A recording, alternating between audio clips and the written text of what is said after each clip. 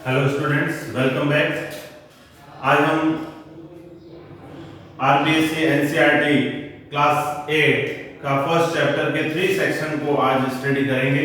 Second section और first section हमने last video में हमने कर लिया था। अब हम इस वीडियो में थर्ड सेक्शन, ठीक है, chapter number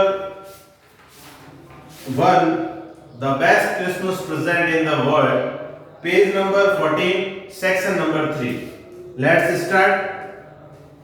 I folded the letter. अब पिछले एक बार बता दूं मैं आपको कि लास्ट जो सेकंड सेक्शन अपन ने स्टडी किया था, उस सेकंड सेक्शन में क्या था कि वो जिम का लेटर जो होता है, एंड होता है, वो सारी अपनी बात बताता है और प्रॉमिस करता है कि वो क्रिसमस पे घर आएगा। उसके बाद थर्ड सेक्शन जो है, अब नरेटर जो है, क्योंकि जिनके हाथ में ये लेटर लगा है वो लेखक खुद है, लेखक ने ये लेटर रीड किया था। अब थर्ड सेक्शन में I folded the letter again and slipped it carefully back into its envelope. I kept awake all night. By morning I knew what I had to do. I drove into Bridgeport just a few miles away. I asked a boy walking his dog where Popper Bridges was. अब उसने letter पढ़ के वो letter वापस fold किया और वापस उसी एनवेलप में डाल दिया। उस रात वो पूरी रात नहीं सोया और सुबह उठकर वो ब्रिजपोर्ट की तरफ निकल दिया। ब्रिजपोर्ट में एक चलते हुए लड़के से उन्होंने कॉपर ब्रिजेस जो एक जगह थी वहां का एड्रेस पूछा तो उसने बताया। फिर उसने हाउस नंबर पूछा। House number 12 turned out to be nothing but a burnt out shell. मतलब जब वो हाउस नंबर 12 की तरफ पहुंचा तो वो हाउस जो है बिल्कुल बिखरा हुआ सा और जला हुआ सा था, जल गया था। एक साइड से छत एक साइड से गिरी हुई, खिड़कियां टूटी हुई, सारा ऐसा घर था। आई नॉक्ड। अब नरेटर लेखक कहता है कि मैंने उस घर के जो पड़ोस का जो घर था उसका दरवाजा खटखटाया और वहां पूछा if anyone knew the whereabouts of Mrs McPherson, कि भाई आप मैकफर्सन के बारे में कुछ जानते हो तो बताएं, वो अब कहां रहती है। ओ yes said the old man in his slippers. He knew her well, a lovely old lady. He told me a bit muddle-headed, but at her age she was entitled to be, wasn't she? 101 years old. वो जो lady थी, जो Mrs Macpherson थी, वो 101 साल की थी। और जो पड़ोसी था उसने बताया कि मैं उसको अच्छी तरीके से जानता हूँ। She had been in the house when it caught fire. जब वो इस घर में रहती थी तो इस घर में आग लग गई थी।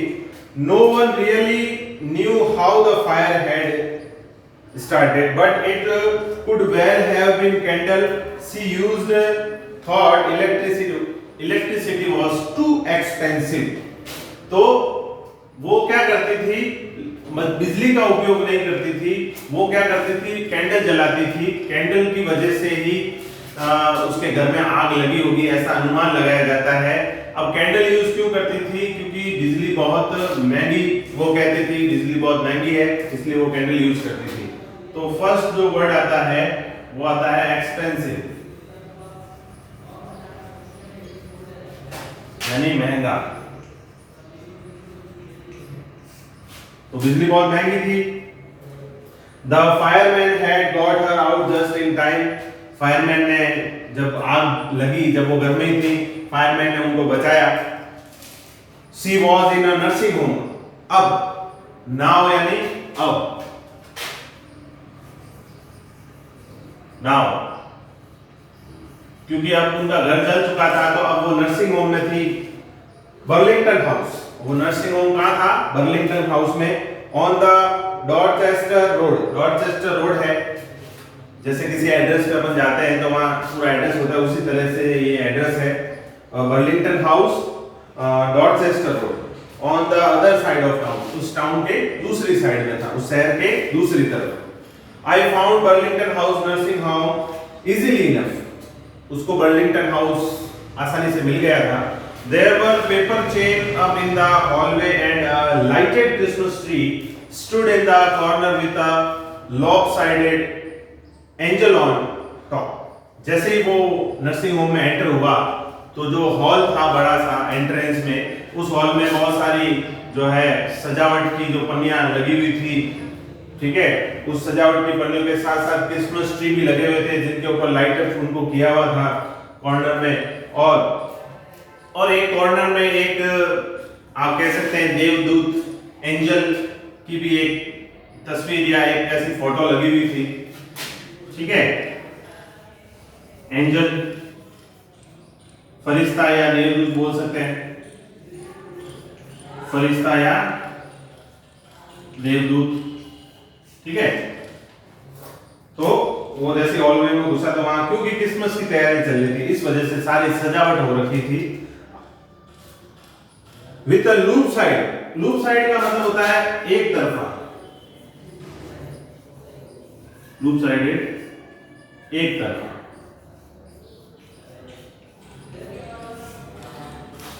I said I was a friend come to visit Mrs. Macpherson to bring her a Christmas present. वो अंदर घुसा और वहां पर एक मैट्रन थी, मैट्रन यानी नर्स होती है, उन मैट्रन से कहा कि मैं मिसेस मैकफर्सन का फ्रेंड हूं और उन्हें क्रिसमस प्रेजेंट देने आया हूं। I could see through into the dining room where everyone was wearing a paper hat and singing. अब वो डाइनिंग रूम में गया, डाइनिंग रूम जहाँ पे भोजन कक्ष होता है जिसको अपन भोजन कक्ष बोलते हैं, डाइनिंग रूम।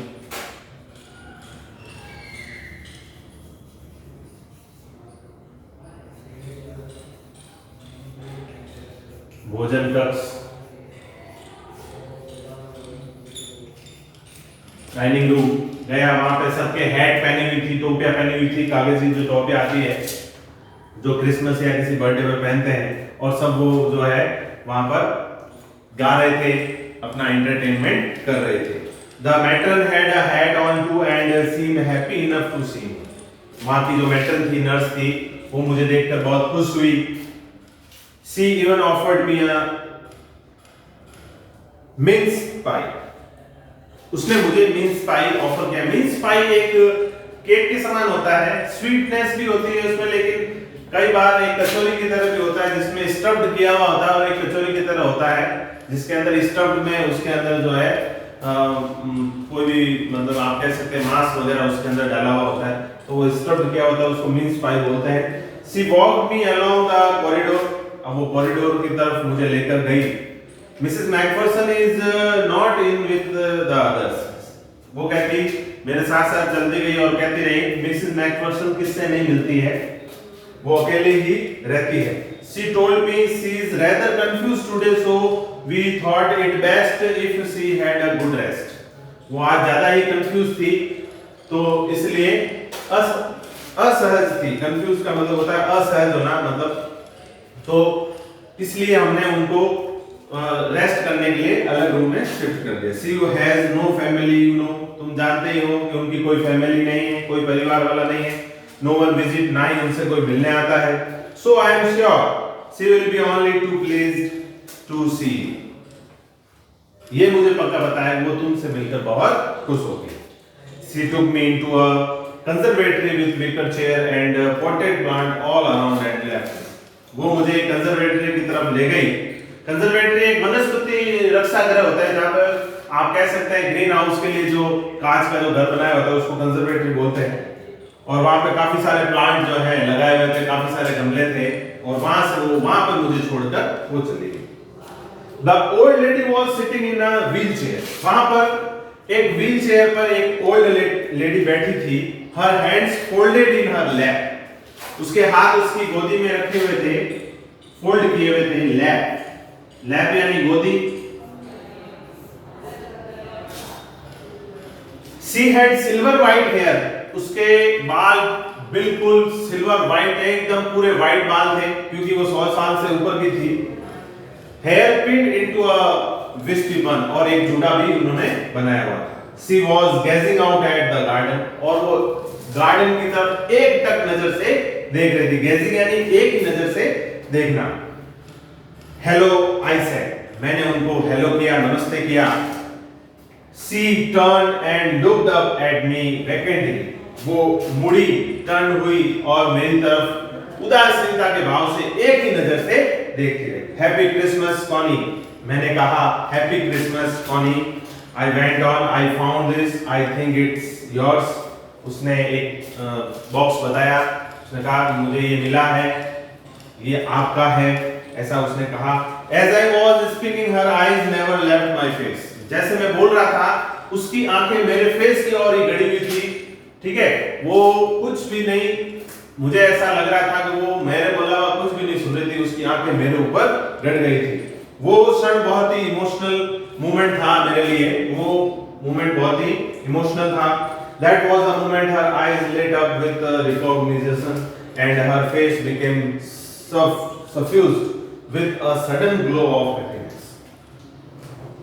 उसके फेस पर, मुझे देखकर उसका फेस पर एक ग्लो आ गया, हैप्पीनेस आ गया, उसका चेहरा जो है खुशी से भर गया मुझे देखकर। उसने सोचा कि मैं ही जिम मैकफर्सन हूँ, ठीक है, उसने मुझे जिम मैकफर्सन मान लिया और उस वजह से मेरे कुछ शब्द नहीं निकल पा रहे थे, कुछ क्या मैं बोल ही नहीं पा रहा था कि अब मैं क्या करूं, ऐसी स्थिति हो गई थी।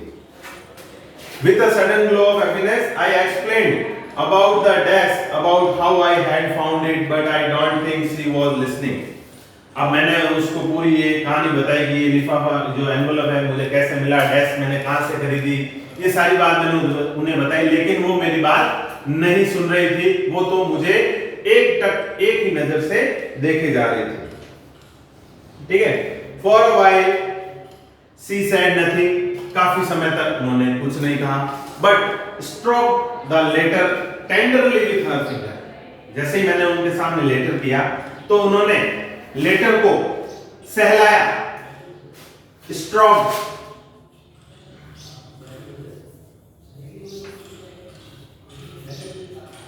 सहलाया, टेंडरली, नम्रता से, बिल्कुल हल्के हाथों से, नम्रता से, बिल्कुल सॉफ्टली, टेंडरली, सॉफ्टली, बिल्कुल हल्के हाथों से उन्होंने ऐसे लेटर को सहलाया। With her finger tips, finger tips यानी जो अंगुली की एक ऊपर वाली टिप्स होती है यहाँ से। Suddenly she raised out and took my hand, वो मेरे व्हील चेयर पास लाई और उसने मेरा हाथ पकड़ लिया। Her eyes were filled with tears, उसकी आंखें आंसुओं से भर गई। टीयर्स यानी आंसू होते हैं, tears,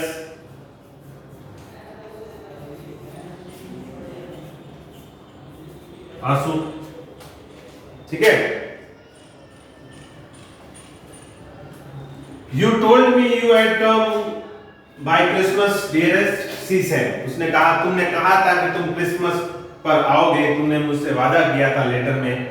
and here you are the best Christmas present in the world, और तुम अब आ गए हो, तो ये मेरे लिए किसी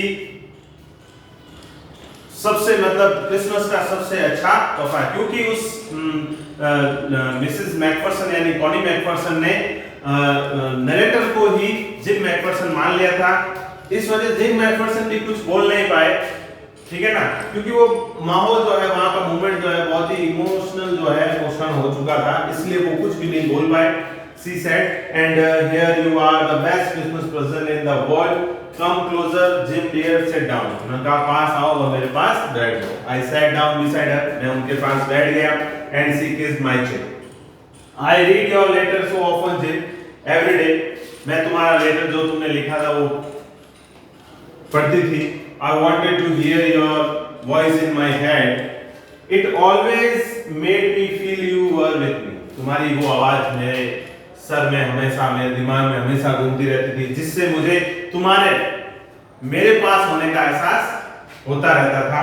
वो आवाज मुझे तुम्हें मेरे पास होने का एहसास दिलाती थी। And now you are, और अब तो तुम आ गए हो। Now you are back, you can read it to me yourself. Would you do that for me, Jim dear? प्रिय जिम, क्या तुम ये लेटर तुम मुझे अपने आवाज में मुझे सुना सकते हो? क्या इतना तुम मेरे लिए कर सकते हो? I just want to hear your voice again. मैं तुम्हारी आवाज जो है वापस दोबारा सुनना चाहती हूँ। I had loved that so much. मैं तुम्हारी